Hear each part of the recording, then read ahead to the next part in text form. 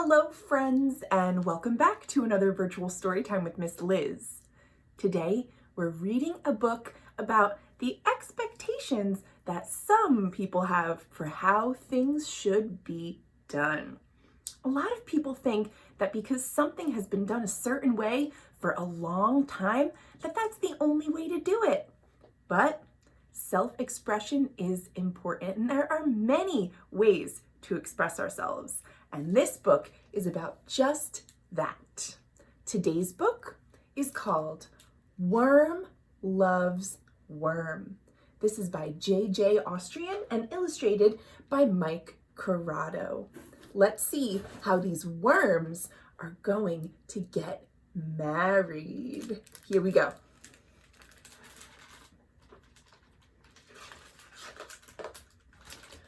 Worm Loves Worm by J.J. Austrian and Mike Curato. Worm loves worm. Let's be married, says worm to worm. Yes, answers worm. Let's be married. So, a lot of the other bugs and creatures that are friends with worm and worm are going to give them ideas on how they have to go about getting married. Let's see what they have to say. Wait, says Cricket. You'll need someone to marry you. That's how it's always been done. I will marry you, says Cricket. Now can we be married? Asks Worm. Wait, says Beetle. You've got to have a best beetle. Naturally, that would be me. Now can we be married? Asks Worm. Wait, say the bees. You need bride's bees. Can we be the bride's bees? Please, please, please. Yes, says Worm. Now can we be married? So you notice that Worm's friends are very excited for them to be married, but they are sort of telling them what they need to do. And they're not really asking what Worm or Worm really wants to do. Let's see what happens next. You'll need rings to wear on your fingers, says Cricket. That's how it's always been done. But we don't have fingers, said Worm. We can wear them like belts, says Worm. Wonderful, says Worm. Now we can be married. But just make sure to have a band so we can dance, says Beetle. But we don't have feet to dance with, says Worm. We can just wiggle around, says Worm, like this. Fun, says Worm. Now we can be married. But wait, there's more. But you still need a white dress, a tuxedo, a top hat, lots and lots of flowers, and a cake with frosting, say the bees. But we don't have heads for hats, says Worm, or hands to hold flowers. And we only eat dirt, says Worm.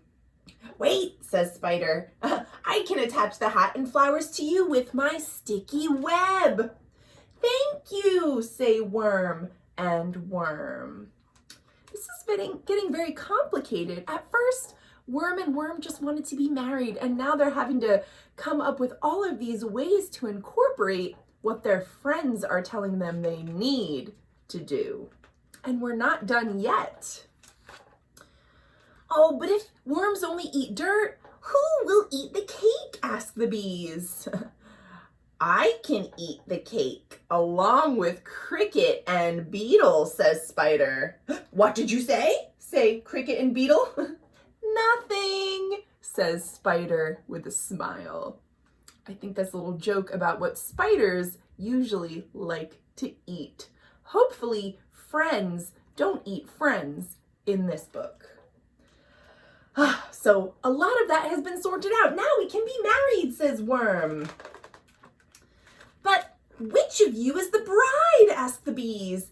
"How can we be bride's bees if we don't know who the bride is?" "I can be the bride," says Worm. "I can too," says Worm. So one worm puts on the headpiece and the veil, and the other worm puts on the white dress. "But one of you has to be the groom, or how can I be best beetle?" asks Beetle. "I can be the groom," says Worm. "I can too," says Worm. "We can be both." So one of them wears the tuxedo and one of them wears the top hat. "Amazing," says Spider. "Really?" ask Beetle and the bees. They seem to think that there can be only one bride and one groom at a wedding, but worms are about to stick up for themselves. "Wait," says Cricket, "that isn't how it's always been done." "Then we will just change how it's done," says Worm. "Yes," says Worm. And that is how they told their friends that they wanted to be married their way. And even if it wasn't what their friends were expecting, it was what they wanted. And that should be respected by everyone. And so they were married because Worm loves Worm. And truly, isn't their love the most important thing? More important than what they wear, more important than who has a role in the wedding, and more important than what anyone else thinks. That is why I love this book. And that, my friends, is the end. I hope you enjoyed this story. I hope it gave you a little bit to think about when it comes to making our own decisions for ourselves and being respectful of what others like, even if it's not the way that you think it should be done. Thank you all for reading with me yet again today, and I will see you soon for more great books. Thanks for watching.